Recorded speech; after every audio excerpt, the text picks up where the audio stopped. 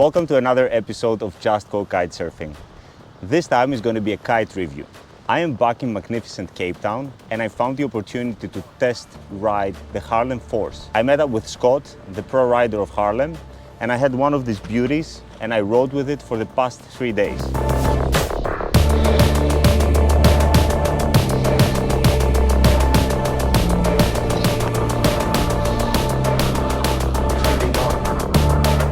So I was really interested to see how this kite can compare to an XR8 or an XR Pro 9 meters. Now, I tried it on a 24-meter line setup and also in the middle setting on the bridles.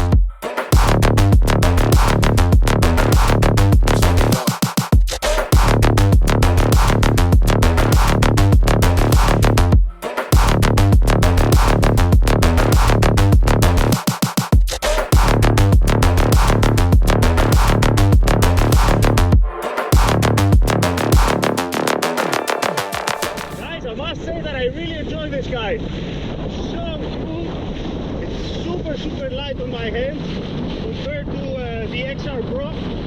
I think it's a super fast kite, even though that the settings are not on the super fast. I think so far it's a really nice kite. Now, starting with the steering, I really think that this kite is marvelous.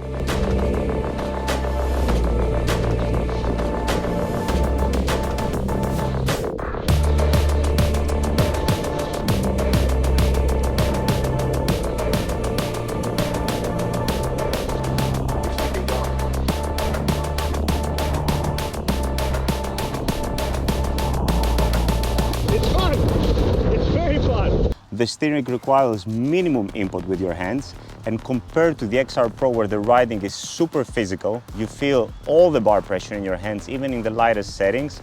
This kite had so much power with minimum input, and that's why I was able to do 2.5 and 3 hour sessions without being tired in my hands. It's a very good hang time. It's much more than the Nexus, for example, that I was riding, but it's not as much as the XR Pro. The place that I would recognize the difference is especially the heli loops. So with the XR Pro, it was so much easier to do that heli loop and get that extra lift when you do the heli loop, especially after you finish a kite loop, where on this kite you would have to steer the kite, park the kite much more aggressively in order to get that lift. Is that, for example, with the XR Pro, you really need to, if you want to do a quick tight loop high in the wind window, you really need to work for it, you really need to yank the bar super aggressively. With this one, with the Harlem Force, it's exactly the opposite. If you yank the bar completely aggressively, the kite will barely make a loop above on the wind window, so it's super safe. If you really want to take the loop lower, you need to train yourself and be very gentle and take the loop much lower. With this kite, I had absolutely no doubt it will go above my head and it will catch me. What I found great is that within a couple of hours, just like 2-3 hours that I was riding with the kite, I was able to perform all my tricks, laid back rolls, one-footers during a kite loop, like really double front rolls, boogie loops, everything that I felt comfortable doing, I was actually able to do it with this kite quickly. So the bar pressure for me and the steering were the absolute top features of this kite. I think it's truly remarkable what they did with the looping, and again, you can also slower the kite with putting it into the slower settings or make it faster. It's easy to understand why people could do a double loop with a 7, because this is a 9 meter and I've never seen something like that. Now, I can tell you honestly that after riding with this kite for 3 days, I left my XR Pro at home and I found every opportunity I would actually ride with this kite.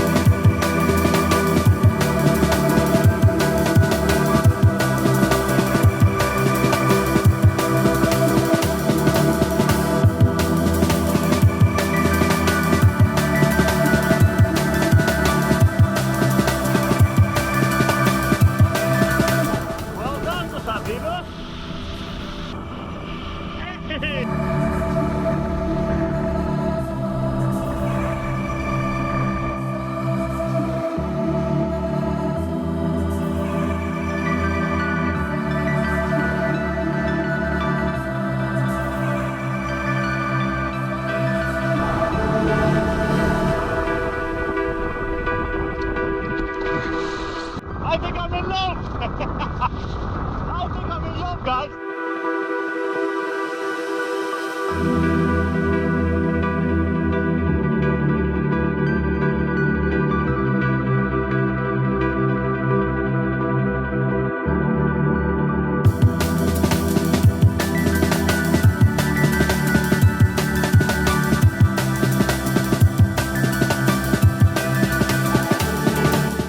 Part that I found a little bit problematic is that the inflate valve has a big plastic wrap around it.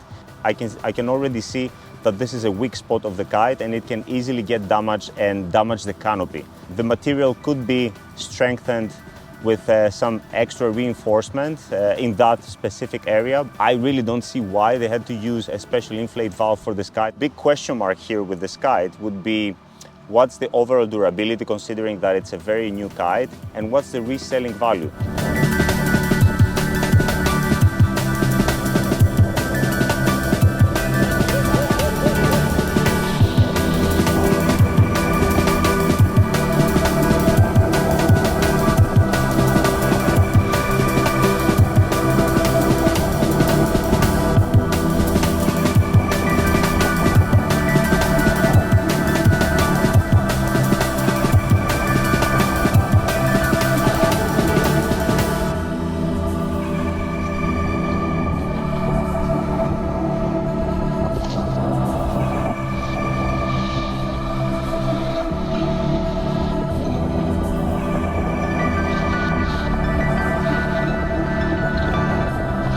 I flew the Harlem Force with their lead bar and the overall impression was really good. A lot of details that I did like about the bar was starting with a quick release, so it's an easy plug and play system like most of the newest bars, and I definitely enjoyed the auto and swivel.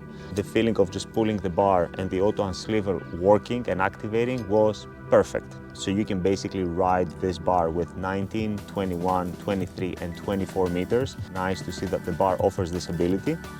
What I would find a little bit more user-friendly is if they would use small labels to understand which line is which exact length. And now you can't really tell, you need to take off the lines and compare. On the wrong side, there is a little emoji here.